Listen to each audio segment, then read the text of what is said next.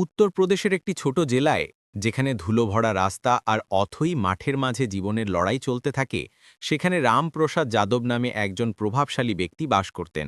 তার 4টি ইটভাটা ছিল, যা তার অর্থনৈতিক সাম্রাজ্যের ভিত্তি। প্রত্যেক ভাটায় 200 জনেরও বেশি শ্রমিক কাজ করত, যাদের দিনরাত এক করে শুধু মাটি, জল আর কঠোর পরিশ্রমের মধ্যে দিয়ে কাটত। কিন্তু এই সাধারণ জীবনের মাঝে একদিন এসে পড়ল এক অসাধারণ পরিবর্তন। একটি মেয়ের আগমন, যে তার সৌন্দর্য, বুদ্ধিমত্তা আর অদম্য ইচ্ছাশক্তি দিয়ে না শুধু একজনের হৃদয় জয় করল, বরং সমাজের বেড়াজাল ভেঙে এক নতুন দিগন্ত উন্মোচন করল। এই গল্প শুধু প্রেমের নয়, এটি সামাজিক বৈষম্যের বিরুদ্ধে লড়াইয়ের, যেখানে পরিশ্রম আর সাহসী হয়ে ওঠে সবচেয়ে বড় অস্ত্র। সেই শ্রমিকদের মাঝেই একদিন এক নতুন মেয়ে এলো। নাম ছিল তার রিয়া, যে রাজস্থানের জয়পুর জেলা থেকে এসেছিল। দ্বাদশ শ্রেণী পাস ছিল। ভীষণ নিষ্পাপ, ভীষণ সুন্দরী এবং তার চেয়েও বেশি পরিশ্রমী। তার গৌরবর্ণ, তীক্ষ্ণ চোখ আর চেহারায় এমন আভা ছিল, যেন রোদেও চাঁদনি নেমে এসেছে। আর যখন সে মাটিতে পা রেখে কাজ করত, তার ঘামে ভেজা মুখে এমন শান্তি থাকত যে মনে হতো যেন এ কোনো শ্রমিক নয়, ভাগ্য এর সাথে লড়াই করা কোনো ফেরেশতা।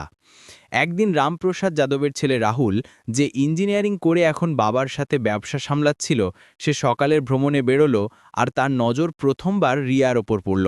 সে ভেজা মাটিতে দাঁড়িয়ে দুহাত দিয়ে জল দিচ্ছিল, তারপর নিজের পা দিয়েই তা মারছিল। সেই দৃশ্যটা এত আলাদা ছিল যে রাহুল সেখানেই থেমে গেল। তার চেহারা ঘামে কাচের মতো চকচক করছিল, আর মাটি তার হাত পায়ে জড়িয়েছিল। তারপর হঠাৎ রিয়া তার নজর অনুভব করল। পাশে রাখা ডোপারটা তুলে ঝট করে নিজেকে ঢেকে নিল, যেন নিজের আত্মসম্মানকে ওড়না করে নিল। রাহুল কিছুক্ষণ তাকে দেখতে থাকল, তারপর চুপচাপ ফিরে গেল। কিন্তু পরের দিন আবার সেই সময় গেল, এবং আবার সেই দৃশ্য, সেই ঘাম, সেই মাটি, সেই লড়াই, আর রিয়ার সেই চোখ, যা আবার নিচু হয়ে গেল, এবং ডোপারটা আবার ওড়া হলো। এখন রাহুল রোজ সকালে যেতে লাগল, কখনো দূর থেকে দেখত, কখনো হালকা কথাবার্তা বলতো, কখনো কিছু না বলেই মুচকি হাসত। আর রিয়া, সে আগের মতো আর চোখ চুরি করত না, কিন্তু তার চোখে তখনও একটা সীমা, একটা ভয় আর একটা না বলা দূরত্ব রয়ে যেত। সন্ধ্যের সময় যখন সব শ্রমিক ইট জড়ো করত, তখন রিয়া তার মা বাবার সাথে বাসন মাজত, রান্না করত, নিজের ভাগের পরিশ্রম সততার সাথে করত। সে শুধু ইট তৈরি করছিল না, সে নিজের ভবিষ্যৎ গড়ছিল। কিন্তু তৃতীয় দিনে যখন রাহুল গেল, তখন রিয়া আর তার মা বাবা সেখানে ছিল না। সে পুরো ভাঁটা খুঁজে দেখল, রান্না করার জায়গা পর্যন্ত দেখল, কিন্তু সব শূন্য পড়েছিল। চিন্তিত হয়ে অফিসে গেল, এসি অন করল, নিজেকে শান্ত রাখার চেষ্টা করল, কিন্তু মন তো অস্থির ছিল। পরের দিনও গেল, চোখ আবার খুঁজতে থাকল। 1 সপ্তাহ কেটে গেল। সে প্রতি সকাল এবং সন্ধ্যায় যেত, কিন্তু রিয়াকে কোথাও দেখা যেত না। তারপর অষ্টম দিনে সে ফিরল এবং দেখল রিয়া সেখানেই ছিল, সেই মাটিতে, সেই ঘামে, সেই আত্মসম্মানে মোড়া। সে তার কাছে গেল, মুচকি হেসে বলল, আই কান্ট বিলিভ দিস। কোথায় চলে গিয়েছিলেন আপনি? রিয়া হালকা হাসির সাথে বলল, কোথাও যায়নি তো, এখানেই ছিলাম। কিন্তু আমি তো রোজ আসতাম, আপনি কোথাও দেখাই দেননি। ইতিমধ্যে তার মা বাবাও কাছে এলো। নমস্কার সাহেব। রাহুলও সম্মানের সাথে মাথা নোয়ালো। কত বছর ধরে কাজ করছেন আপনারা? 15 বছর হয়ে গেল সাহেব, এখান থেকেই ঘর চলছে। আর ইনি আপনার মেয়ে? হ্যাঁ সাহেব, আমাদের রিয়া একটু পড়াশুনো করেছে, পরিশ্রমী। রাহুল বলল, খুব পরিশ্রমী। আমাদের বাড়ির মেয়েরা তো আটা মাখে না, এ তো মাটির সাথে একা লড়াই করছে। এতটা শুনেই রিয়া হালকা হেসে ইংরাজিতে বলল, থ্যাংক ইউ। আর তার মা বাবার চোখ গর্বে ভরে উঠল। সাহেব পড়াশোনায় ভালো ছিল, নানির কাছে থেকে দ্বাদশ শ্রেণী পাশ করেছে গণিত নিয়ে। নানি নেই, তাই এখন আমাদের কাছে আছে, বিয়ে দিয়ে দেব তাড়াতাড়ি। রাহুল আগ্রহী হল। গণিত? আচ্ছা, কত নামতা আসে? 100 পর্যন্ত। তো 78-এর বলো, 88-র? রিয়া ঝট করে নামতা শোনাল। রাহুল মোবাইল থেকে মিলিয়ে দেখল, সব একদম সঠিক। তারপর সে ইট এবং অফিসের ক্ষেত্রফল জিজ্ঞাসা করল। রিয়া সঙ্গে সঙ্গে উত্তর দিল। এখন রাহুল শুধু আকৃষ্ট ছিল না, সে মুগ্ধ ছিল সেই মেয়েটির সারল্য, বুদ্ধিমত্তা এবং পরিশ্রমে। আর হয়তো রিয়ার চোখেও সেই কোমলতা এখন রাহুলের জন্য ছিল, যাকে শব্দে নয়, শুধু অনুভবে অনুভব করা যেত। সেই দিনের পর যেন ভাটার বাতাসে কোনো পরিবর্তন অনুভব হতে লাগল। সেই মাটি, সেই কাদা, সেই সূর্য, কিন্তু এখন সবকিছুতে একটা অদ্ভুত উষ্ণতা ছিল। রাহুল এখন রোজ আসতে লাগল, কখনো হাতে জলের বোতল নিয়ে, তো কখনো এমনিই নীরবে রিয়ার পাশে বসে পড়ত। সে প্রশ্ন করত, উত্তর শুনত, এবং তারপর অনেকক্ষণ চুপচাপ তাকে দেখতে থাকত। আর রিয়া, সে আগের মতো এখন চোখচুরি করত না, কিন্তু তবুও তার চোখে একটা সীমা, একটা ভয়, একটা দ্বিধা স্পষ্ট দেখা যেত। হয়তো সমাজের ভয় ছিল, হয়তো নিজের মা বাবার বিশ্বাসের চিন্তা, বা হয়তো মনের কথা বুঝতে এবং স্বীকার করতে সময় লাগছিল। ধীরে ধীরে ছোট্ট ছোট্ট দেখাগুলো লম্বা হতে লাগল, একে অপরকে দেখার বাহানা তৈরি হতে লাগল। রাহুল এখন অফিসে কম, রিয়ার কাছে বেশি পাওয়া যেত, আর রিয়াও এখন প্রতি সকালে একটু আগে উঠতে শুরু করেছিল। দোপাট্টা আগে নিত, চুল ভালোভাবে বাঁধত, আর যখন রাহুল আসত তখন চেহারায় কিছু আলাদা আভা ছলকে উঠত। না কেউ স্বীকার করেছিল, না কোনো প্রতিজ্ঞা করা হয়েছিল, কিন্তু তবুও দুজনের চোখে সেই আর্দ্রতা, সেই আভা, সেই হাসি সব কিছু বলে দিয়েছিল। কিন্তু তারপর হঠাৎ একদিন রাহুল উধাও হয়ে গেল। ভাটার অফিস বন্ধ পড়েছিল, তার চেয়ার খালি ছিল, আর রিয়ার মন যেন সেই চেয়ারেই বসে অপেক্ষা করছিল। 3 দিন কেটে গেল। রিয়া প্রতি শব্দে চিড়ে তাকাত, প্রতিটি গাড়ির শব্দে উকি দিত, কিন্তু সে এলো না। চতুর্থ দিনে যখন সে তার ঝুড়িতে ইট সাজাচ্ছিল, তখন হঠাৎ পেছন থেকে সেই পরিচিত আওয়াজ এলো, বলুন, কেউ আমার অপেক্ষা করছিল নাকি? রিয়া ফিরল। রাহুল সামনে দাঁড়িয়েছিল, হাসছিল। প্রথমে তো তার মুখে হাসি এলো, কিন্তু পরের মুহূর্তেই তার চেহারা শক্ত হয়ে গেল। কোথায় চলে গিয়েছিলেন আপনি? রাহুল হাসল। কেন, বলার প্রয়োজন ছিল নাকি? রিয়া প্রথমবার চোখে চোখ রেখে বলল, হ্যাঁ, কারণ কেউ ছিল যে প্রতিদিন সেই দিকে তাকাত যেখান থেকে আপনি আসতেন। রাহুল চুপ হয়ে গেল, তারপর হালকা হেসে বলল, আচ্ছা, তো তাহলে আপনিই বলুন, সেদিন যখন আমি 1 সপ্তাহ ধরে আসছিলাম এবং আপনাকে দেখা যায়নি, তখন আমি কার অপেক্ষা করছিলাম? রিয়ার চেহারা নিচু হয়ে গেল। ধীরে ধীরে বলল, ও, অন্য ভাটায় গিয়েছিলাম আমরা, কিছু জরুরি কাজ ছিল। সেদিন আমি মিথ্যে বলেছিলাম। রাহুল হেসে উঠল, মিথ্যে বলার ভঙ্গিও খুব মিষ্টি আপনার। কিছুক্ষণ দুজন চুপ রইল। তারপর রাহুল বলল, আমি আমার বোনের সাথে দেখা করতে গিয়েছিলাম, তার বিয়ের জন্য ছেলে দেখতে হতো। রিয়া জিজ্ঞাসা করল, আর আপনার আপনার বিয়ে কবে হবে? রাহুল ধীরে ধীরে বলল, আমি তো বিয়ে করে নিলাম। এতটা শোনা মাত্রই যেন রিয়ার চেহারা শুকিয়ে গেল, তার হাত মাটি থেকে সরে গেল, সে সেখানেই বসে পড়ল, যেন কেউ ভেতর থেকে সব টেনে নিয়েছে। রাহুল তার চোখে দেখল, তারপর ঝোঁকে তার কাছে গেল। কি হলো? মজা করছিলামই, আর আমি করিনি বিয়ে। রিয়া ধীরে ধীরে বলল, আপনি আমার কসম খেতে পারেন? রাহুল দেরি না করে তার হাত ধরল। তোর কসম। রিয়ার চোখ ভরিয়ে এসেছিল, কিন্তু হাসি ফিরছিল, তার ঠোঁট নড়ল না, কিন্তু চোখে বলল, এখন বিশ্বাস হলো। এবং সেই মুহূর্তেই দুজন একে অপরের গলা জড়িয়ে ধরল। মাটিতে সানা সেই মুহূর্ত যেন জীবনের সবচেয়ে পরিষ্কার সত্যি হয়ে গেল। কিন্তু তারা কি জানত যে সেই প্রথমবার যখন মন নিজেকে মুক্ত করল, সেই মুহূর্তটি কারো চোখে বন্দী হয়ে গিয়েছিল। দূরে দাঁড়িয়ে রিয়ার মা সব দেখেছিলেন, আর তার চেহারায় যে নিস্তব্ধতা ছিল, তা এক অন্য ঝড়ের আগমন ছিল। সেই রাতে উনুন জ্বলল না। রিয়ার মা রাধাদেবী চুপচাপ খাটে বসেছিলেন, চোখ দেয়ালের দিকে ছিল, কিন্তু চিন্তা অন্য কোথাও ঘুরছিল। রিয়া কয়েকবার জিজ্ঞাসা করল, মা, কিছু লাগবে কি? ক্লান্ত হয়ে গেছ কি? কিছু বলছো না কেন? কিন্তু রাধাদেবীর নীরবতাতেই সব বলা হয়ে গিয়েছিল। সে মা ছিল, আর মায়ের মন থেকে কিছু লুকোনো যায় না। শেষমেশ তার চোখের দিকে না দেখেই তিনি শুধু একটা প্রশ্ন করলেন, বল রিয়া, সেই ছেলেটা তোর কাছ থেকে কি চায়? রিয়ার বুক কেঁপে উঠল। যে কথা সে চোখ দিয়ে বলতে পারেনি, তা মায়ের চোখে লুকোনোর শক্তি বের করে নিল। ধীরে ধীরে বলল, সে কিছু চায় না মা, শুধু যখন কাছে থাকে তখন মনে হয় যেন দুনিয়া থেমে যায়। রাধাদেবী গভীর শ্বাস নিলেন। থেমে যায় বেটা, কিন্তু আমাদের জন্য নয়, আমাদের জন্য তো দুনিয়া সবসময় এগিয়ে যায়। রিয়া চুপ রইল, তারপর বলল, মা, ভালোবাসা কি অপরাধ? রাধাদেবীর চোখ ভরে এলো, কিন্তু আওয়াজ তখনও শক্ত ছিল। না রিয়া, ভালোবাসা অপরাধ নয়, কিন্তু গরিব হয়ে ধনীর সাথে প্রেম করা এই সমাজে সবচেয়ে বড় অপরাধ। সেই রাতে দুজনেই ঘুমল না, এক বিছানায় দুটি শরীর, কিন্তু দুটি আলাদা ঝড়। সকাল হল এবং গ্রামে যেন কোনো ভূমিকম্প এলো। ভাঁটার মালিক রামপ্রসাদ যাদবের ডাক এসেছিল। রিয়ার বাবাকেও ডাকা হলো। রাধাদেবীও সাথে ছিল এবং সামনে বসেছিলেন রাহুল এবং তার পুরো খানদানি প্রতিপত্তি। রামপ্রসাদ যাদবের আওয়াজ ভারী ছিল। তোর মেয়ে আমাদের খানদানের ইজ্জত ধূলিসাৎ করে দিয়েছে, আমার ছেলেকে নিজের জালে ফাঁসিয়েছে। রিয়ার বাবা কাঁপতে কাঁপতে বললেন, আমরা গরিব মালিক, কিন্তু ইজ্জত আমাদেরও আছে। মেয়ের কোনো ভুল হয়ে থাকলে ক্ষমা করে দিন।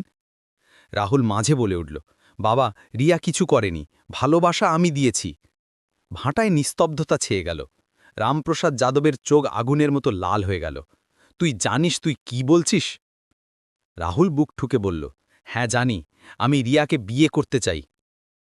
এতটা শোনা মাত্রই যেন সবার রক্ত জমাট বেঁধে গেল। রিয়ার মা মেয়ের দিকে তাকালেন এবং তার চোখে কিছু এমন দেখলেন যা হয়তো কোনো মা কখনো কোনো মেয়ের চোখে দেখার আশা করেননি, ভরসা এবং সিদ্ধান্ত। রামপ্রসাদ যাদব চেয়ার থেকে উঠে বললেন, যদি তুই এই ঘরের ইজ্জতের একটুও পরোয়া করতিস, তবে এই নাম মুখে আনার আগেই কেটে দিতি নিজের জীব। তবুও রাহুল অটল রইল। ইজ্জত সেটাই হয় যা মনে থাকে। যদি ভালোবাসা করা বেইজ্জতি হয়, তবে আমি এই বেইজ্জতি বার করব। এবং সেই মুহূর্তেই রিয়া এগিয়ে এসে রাহুলের হাত ধরে নিল, সবার সামনে, না ভয় পেয়ে, না ঝুঁকে। এবং সেই এক ধরা শতাব্দীর নীরবতা ভেঙে দিল। রামপ্রসাদ যাদব দেখলেন কিন্তু কিছু বললেন না। তার চোখে প্রথমবার রাগের চেয়েও বেশি ব্যথা এবং হার ছিল। তিনি কিছু না বলেই বাইরে বেরিয়ে গেলেন। আর সেখানেই দাঁড়িয়েছিল আজকের সমাজ। একদিকে রক্ত, মর্যাদা, খানদান, আর অন্যদিকে এক সত্যিকারের সম্পর্ক যাকে কোনো জাত, নাম বা পরিচয়ের প্রয়োজন ছিল না। গ্রামে যেন ঝড় এসে গিয়েছিল। প্রতি নুড়ি, প্রতি চৌপাল, প্রতি চায়ের দোকানে শুধু একটাই কথা ছিল, রাহুল আর রিয়া। রামপ্রসাদ যাদব, যিনি কখনো পুরো জেলার গর্ব ছিলেন, এখন মানুষ তার দিকে প্রশ্নভরা চোখে তাকাতে লাগল, এবং এই কথাটাই তাকে ভেতর থেকে পুড়িয়ে দিচ্ছিল। এক সন্ধ্যায় হাভেলিতে নিস্তব্ধতা ছিল, কিন্তু রামপ্রসাদ যাদবের ভেতরে আগ্নেয়গিরি ফুটছিল। তিনি রাহুলকে নিজের সামনে ডাকালেন। রাহুল এলো। কাঁচ সোজা ছিল, কিন্তু চোখে নম্রতা ছিল। সে জানত আজ কোনো শেষ সিদ্ধান্ত হবে। রামপ্রসাদ যাদব এক গভীর, ধীর এবং তীক্ষ্ণ আওয়াজে জিজ্ঞাসা করলেন, যদি আমি বলি যে এই মেয়েটাকে ছেড়ে দাও, তো কি ছেড়ে দিবি?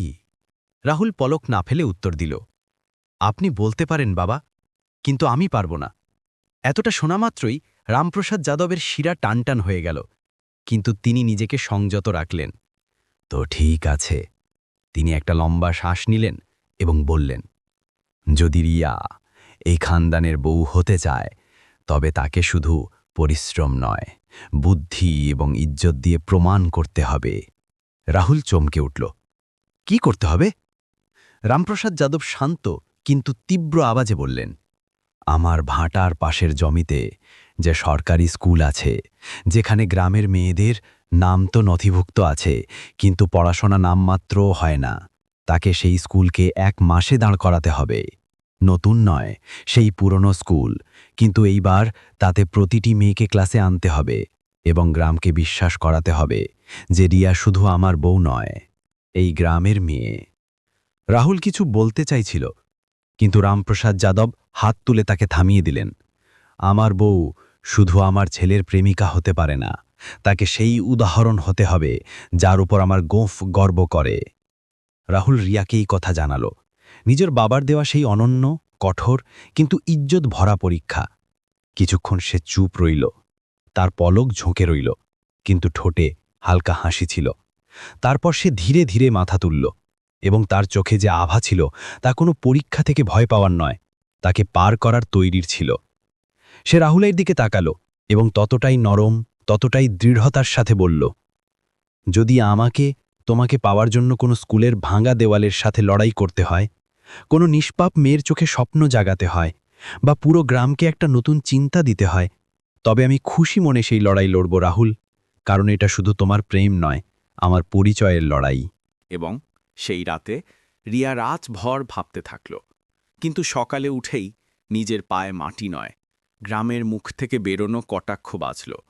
কখনো মানুষ হাসল, কখনো মাস্টারমশাই মজা করলেন, তো কখনো পঞ্চায়েত এড়িয়ে যাওয়ার চেষ্টা করল। কিন্তু রিয়া প্রতিটি বাড়িতে গেল, প্রতিটি মায়ের সাথে দেখা করল, প্রতিটি মেয়ের জন্য দুটো চুড়ি নয়, পড়ার স্বপ্ন নিয়ে এলো। সে পড়াতো না, মেয়েদের স্বপ্নকে ভাষা দিত। ধীরে ধীরে স্কুলে রং এলো, ছোট্ট ছোট্ট হাতে স্লেট এলো এবং চোখে আত্মবিশ্বাস। ৩০তম দিনে স্কুলের উঠোনে মেয়েরা নাটক করছিল। মেয়ে বোঝা নয়, ভবিষ্যৎ। এবং পেছনে দাঁড়িয়েছিলেন রামপ্রসাদ যাদব। তার চোখ ভেজা ছিল, গলা ভরা ছিল এবং বুক গর্বে চওড়া। তিনি ধীরে ধীরে মঞ্চের কাছে এলেন এবং বললেন, যে এই গ্রামের মেয়েদের আওয়াজ দিয়েছে সে এই খানদানের বউ নয়, এই গ্রামের শেরনি। রাহুল সেই মুহূর্তেই তার হাত ধরে নিল। কিন্তু রিয়ার চোখে আজ শুধু প্রেম ছিল না, সেই হক ছিল যাকে সে চেয়ে নয়, অর্জন করে পেয়েছিল। এখন বিয়ের তারিখ ঠিক হয়ে গিয়েছিল। গ্রামে ঢোলের বাদ্যি, রুমালে মিষ্টি আর চৌপালে আলোচনা, সব জায়গায় শুধু একটাই নাম গুঞ্জন করছিল, রিয়া আর রাহুল। কিন্তু যেখানে গ্রাম উৎসবে ডুবেছিল, সেখানে হাবেলির সবচেয়ে উঁচু ঘরে রামপ্রসাদ যাদব নীরবে বসেছিলেন। তার সামনে পড়েছিল একটি পুরনো ডায়েরি, যাতে তিনি কখনো নিজের স্বপ্নের বউয়ের কল্পনা করেছিলেন, সুশীল, পড়াশোনা জানা, রাজবংশের।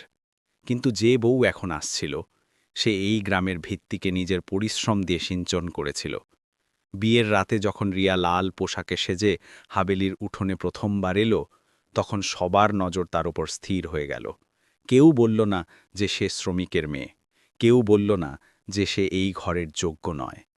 কারণ আজ তার চোখে স্থিরতা ছিল, হাঁটার মধ্যে আত্মবিশ্বাস ছিল এবং কপালে সেই তেজ ছিল যা কোনো রাজকুমারীর চেয়ে কম ছিল না। রামপ্রসাদ যাদব সামনে দাঁড়িয়ে তার মাথায় নিজের হাত রাখলেন।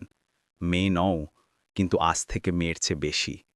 রিয়ার চোখ থেকে জল গড়িয়ে পড়ল, কিন্তু এই অশ্রু দুর্বলতার ছিল না, এই ছিল এক গন্তব্যে পৌঁছানোর অশ্রু। সময় কাটল। রিয়া এবং রাহুল গ্রামে মিলে আরও একটি নতুন স্কুল শুরু করল, যেখানে গরিব মেয়েদের পড়ানো হতে লাগল। রিয়া প্রতি সকালে নিজে বাচ্চাদের পড়াতে যেত এবং যখন কখনো কোনো মেয়ে ভয় পেয়ে বলতো, ম্যাডামজি আমি শ্রমিকের মেয়ে, তো রিয়া মুচকি হেসে উত্তর দিত, আমিও ছিলাম, আর দেখো আজ আমি তোমাদের পড়াচ্ছি, ভয় পেও না, কারণ সবচেয়ে উঁচু জাত মহলের হয়। আজ বছর পর যখন কেউ গ্রামে ভাটার পাশ দিয়ে যায়, তখন সেখানে লাগানো বোর্ডে একটি নাম চকচক করে ওঠে, রিয়া রাহুল মহিলা শিক্ষালয়। আর মানুষজন বলে যে এই সেই রিয়া যে কখনো ইট তৈরি করত, কিন্তু এখন সে মেয়েদের ভবিষ্যৎ তৈরি করে। বন্ধুরা, এই কাহিনী আমাদের এই শিক্ষা দিল যে ভালোবাসা যদি সত্যি হয়, তবে তা জাত, টাকা, নাম, সমাজ সবাইকে নত করে দেয়। আর যে মানুষ নিজের জোরে কিছু প্রমাণ করে, তাকে কোনো শক্তি নিচু দেখাতে পারে না। এখন আপনাদের কাছে একটা প্রশ্ন, যদি আপনার নিজের ছেলে বা মেয়ে সমাজ থেকে সরে গিয়ে কোনো সিদ্ধান্ত নিত, তবে কি আপনি তাদের থামতে বলতেন নাকি তাদের সাথে দিতেন? কি আপনি আজও কারো জাত, পেশা বা পরিবার দেখে তার দাম বিচার করেন, নাকি মন এবং পরিশ্রম দেখে? মন্তব্যে অবশ্যই জানান, কারণ হয়তো আপনার চিন্তা কারো অন্যকে পথ দেখাতে পারে। আর যদি এই গল্পটি আপনার মন ছুঁয়ে গিয়ে থাকে, তবে ভিডিওটি লাইক করুন, শেয়ার করুন এবং আমাদের চ্যানেলকে সাবস্ক্রাইব অবশ্যই করুন। আবার দেখা হবে আরও এক সত্যি এবং মন ছুঁয়ে যাওয়া গরিবের সাথে। ততক্ষণের জন্য জয় হিন্দ, জয় ভারত।